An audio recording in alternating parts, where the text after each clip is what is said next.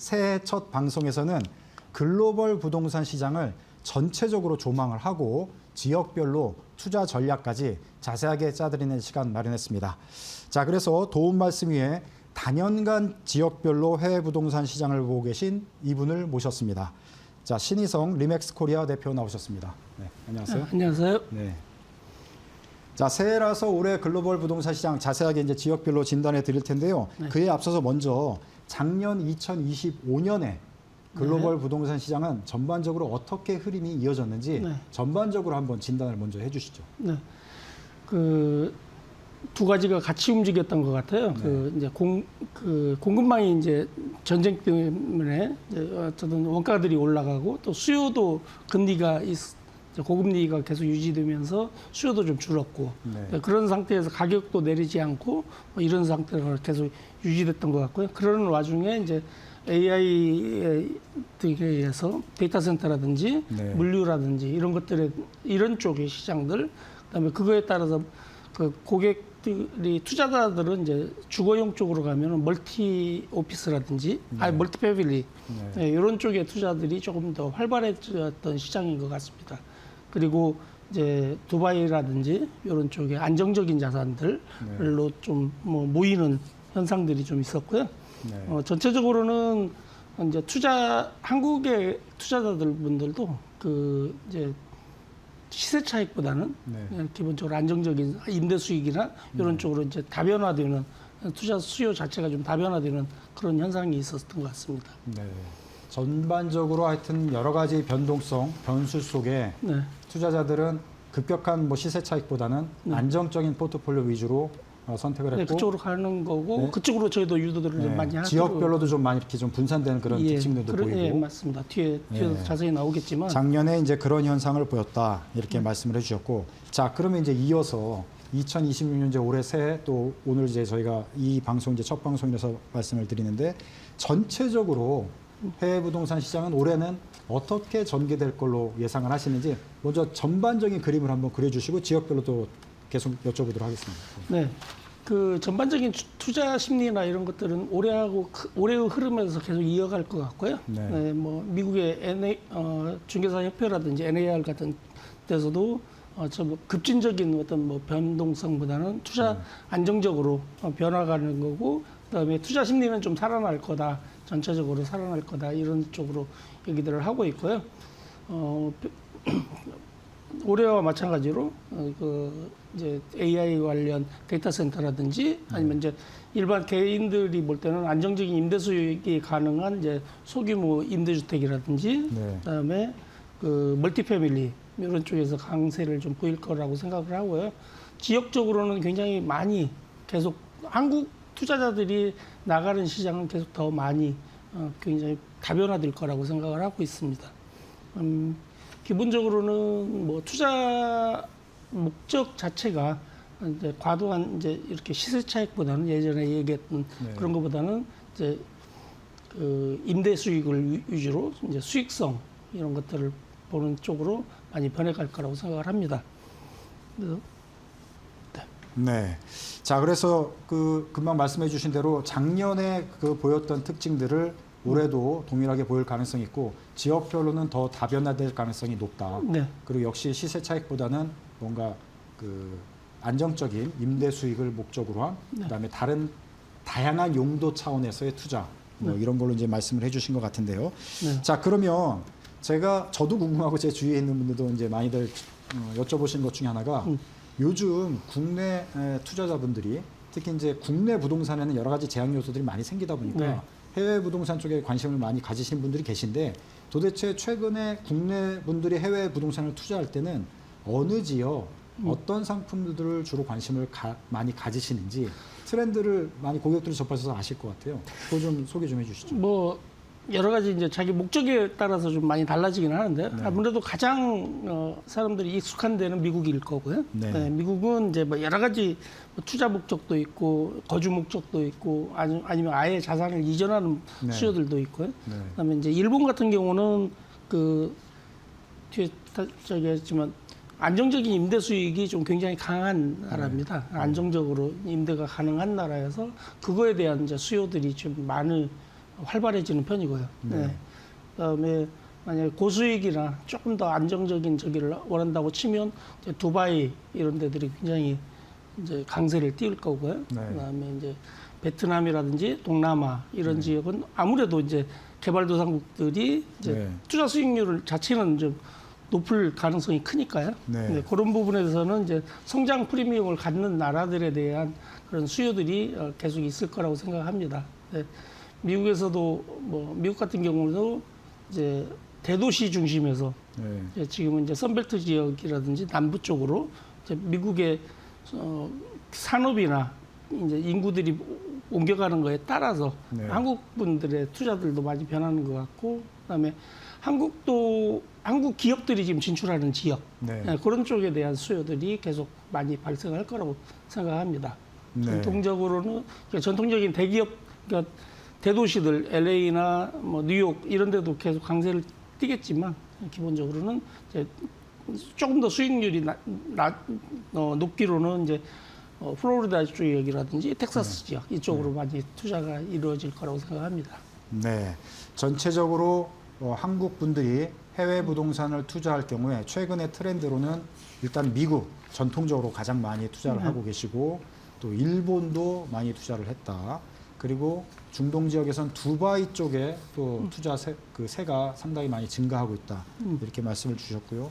미국 쪽에도 기존의 이제 큰 대도시에서 다른 도시로의 투자 움직임도 지금 보이고 있다. 네. 이렇게 지금 요약을 해볼 수 있을 것 같은데, 자 미국을 이제 말씀해 주셔서 이제 미국부터 여쭤보도록 하겠습니다. 네. 자 미국 같은 경우 이제 트럼프의 이제 관세 폭탄 이후에 미국 내에서도 건설 비용이 많이 올라가고 시장이 또 상당히 좀 위축된 측면이 있어가지고 네. 미국 내에서도 그렇고 해외에서 미국 쪽의 부동산 투자도 과거보다는 좀 덜 활성화됐다, 이런 좀 약간의 침체가 있었다, 네. 이런 얘기들이 많이 들리는데 올해는 어떻게 전개될 걸로 보시는지 미국에 집중해서 저희가 한번 살펴보고 싶거든요. 네. 그래서 미국의 투자 시장의 흐름과 방향은 어떻게 갈 걸로 보시는지 자세하게 좀 말씀해 주세요. 사실은 정치적인 이슈하고 계속 맞물려서 판단하기가 좀 쉽지는 않은데요. 그 미국에 계신 현지에서 이제 일을 하고 있는, 현장에서 일하고 계신 이제 에이전트 분들의 그 전언에 의하면 올해보다는 좀 나아지지 않겠느냐 하는 게 이제 기본적인 생각들이고, 작년보다는 뭐 작년입니다. 벌써 작년보다는 좀 나아지지 않겠느냐는 생각이 속에서 주로 이제 그 관광 상품 쪽보다는 아무래도 안정적인 그 기업들이 어디가 하나 마찬가지지만 기업들이 이제 이전하는 쪽에 따른 그 수요들, 그래서 그런 데들에 대한 그 소규모 임대주택이라든지 아니면 조금 더 투자액이 된다고 치면 아까도 얘기했지만 멀티패밀리라든지 이제 우리나라 같은 경우 소위 말하는 작은 단위의 아파트, 네. 4층 내지 5층짜리 아파트 이런 그 멀티패밀리들이 굉장히 수익성도 높고 좀 훨씬 더 안정적인 자산으로 지금 각광받을 올해는 그럴 거라고 생각을 하고, 기본적으로 리테일이라든지 이쪽은 조금 당분간은 네. 좀 약세를 보일 거다, 이런 쪽의 얘기들을 하고 있습니다. 네. 전반적으로 미국 같은 경우에 뭐 트럼프 정책의 영향일 수도 있을 것 같고요. 네. 기업들의 이전, 자국 내에서도 그렇지만 해외 기업들이 또 미국에 이렇게 들어가는 것들이 그렇죠. 있다 보니까 네. 그런 움직임들을 잘 보시고 네. 기업들이 안착하는 지역, 네. 그 주변, 네. 그런 그런 것들. 쪽에서 아무래도 이제 주거 임대 시장이 금방 말씀하신 대로 활발하니까. 이제 임대 수익 차원에서 미국도 여러 가지 이제 우리로 따지면 소형 아파트라고 볼 수 있겠죠. 이제 네. 미국에서는 뭐 멀티패밀리라고 얘기하고 뭐 콘도라고 얘기하고 네. 여러 가지 얘기하지만 어쨌든 우리 개념으로 했을 때는 좀 임대 수요가 있는 많이 생길 지역, 네. 그런 쪽에 관심 있게 보시면은 미국 시장도 좀 기회 요소들을 찾아볼 수 있겠다. 네, 많이 있을 겁니다. 그렇게 말씀을 해주신 것 같고요.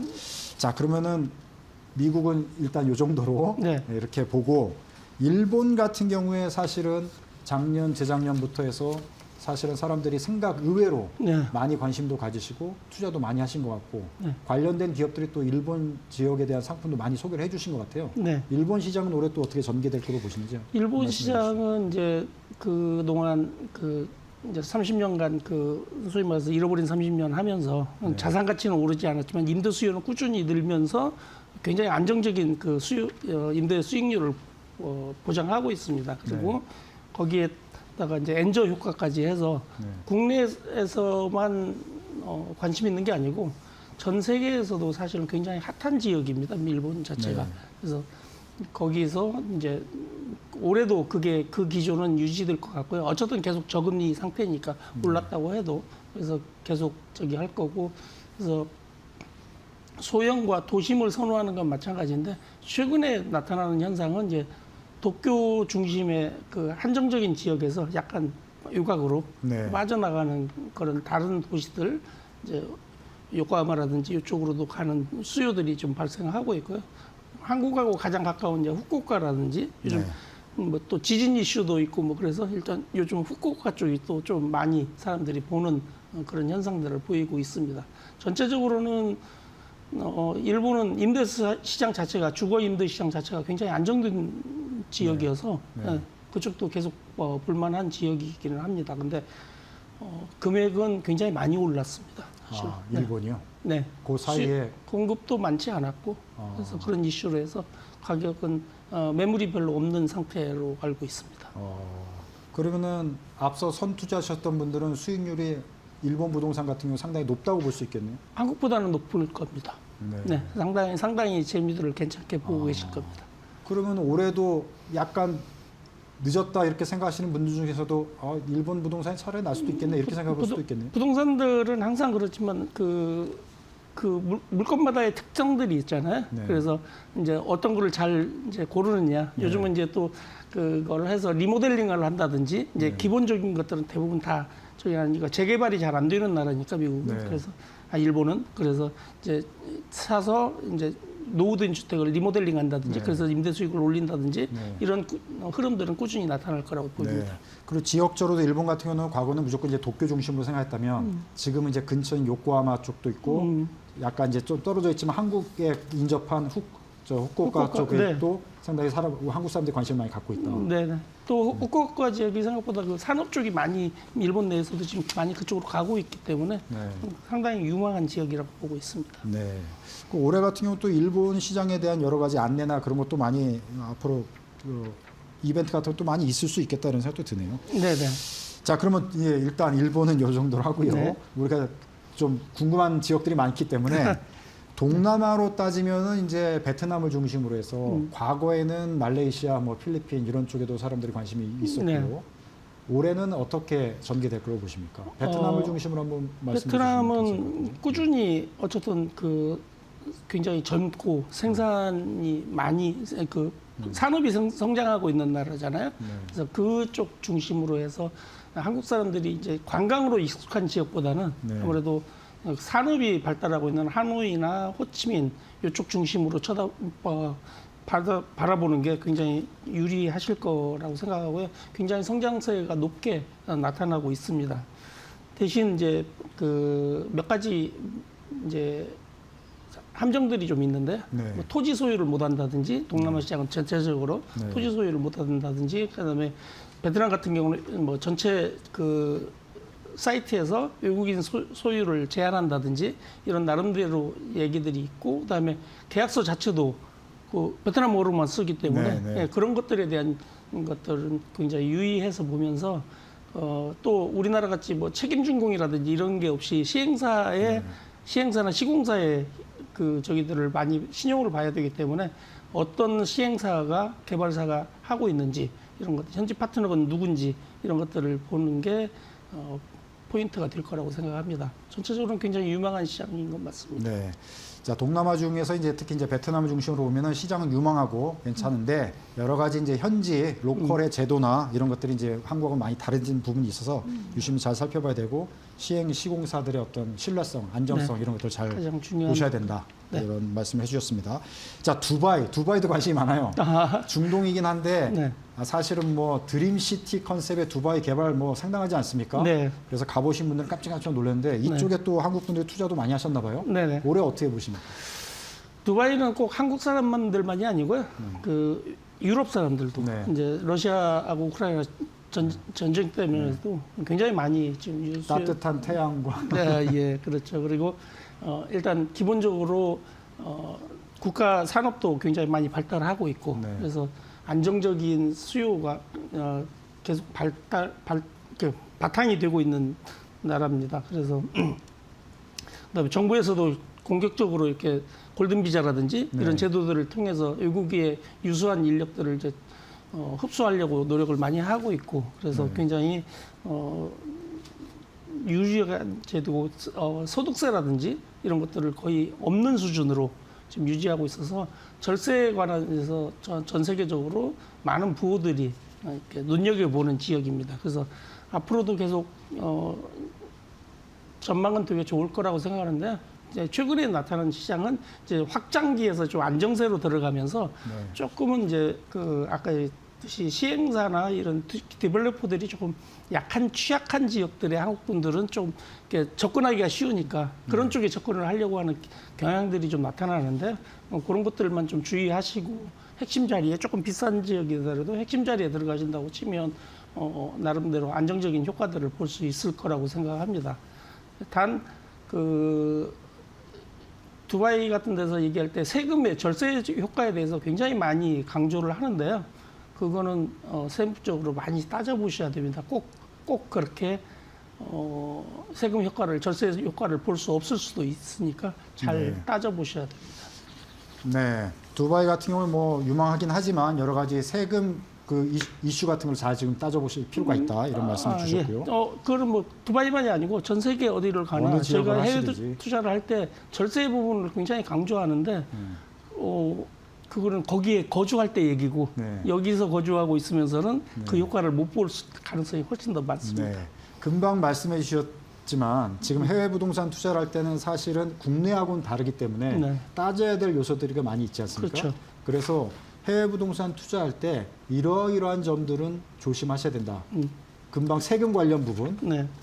그래서 간단하게 좀 얘기해 주시면 좋겠습니다. 국내 부동산도 마찬가지지만 특히 해외에 자기하고 익숙하지 않은 지역이잖아요. 저희들하고 익숙하지 않은 지역에 보통은 이제 광고나 이런 것들을 통해서 이렇게 저희가 이제 매수를 하려고 시도들을 하시는데 그때 굉장히 짧게 굉장히 강하게 이렇게 주장하는 것들이 세금에 관한 문제라든지 이런 것들을 되게 많이 얘기를 합니다. 그리고 근데 내가 익숙하지 않은 지역에 우선 투자하는 거는 좀 금물인 것 같고요. 뭐가 많이 오른다 이런 쪽보다는 전체적인 자산 포트폴리오 상에서 해외 부동산은 정말로 안전자산 쪽에다 두고 거기서 뭐 환율 문제도 이런 것들도 있지만 거기서 수익을 얼마나 창출하면서 오래 내가 끌고 갈 수 있을 건지 그런 쪽에서 먼저 접근을 하는 게 좋고요. 내가 왜 사야 되는지 어디다 뭘 살 건지가 아니고 왜 사야 되는지에 대한 이게 투자 수익용인지 아니면 장기 보유용인지 아니면 뭐 자녀 이주들이나 이런 문제들인지 이것들에 대한 목적을 먼저 확실하게 한 다음에 그다음에 내가 좀 익숙한 지역 그런 데서 하고 이거는 많이 번다는 것보다는 어떻게 보면 리스크를 해지할 거냐 쪽에서 접근하시면 좀 더 유리할 거라고 생각합니다. 네. 자, 해외 부동산 같은 경우에 이제 리스크 해지 차원에서 투자 목적, 그다음에 환율도 따져보시고 세제 혜택이 어떻게 되는 건지 거주자와 또 해외에서 투자하는 건 다르기 때문에 이런 정도 면밀히 따져보실 필요가 있고 그다음에 시행사, 시공사의 안정성 뭐 여러 가지를 따져보실 요소들이 많이 있다. 그래서 해외 부동산 마냥 장밋빛으로만 보시면 안 되고 전반적으로 리스크 해지를 해야 된다. 이렇게 보시면 되겠습니다. 자, 오늘 바쁘신 데 나와주셔서 감사드리고요. 다음번에 좀 지역별로 자세히 또 안내해 주시면 좋을 것 같습니다. 네, 감사합니다. 고맙습니다.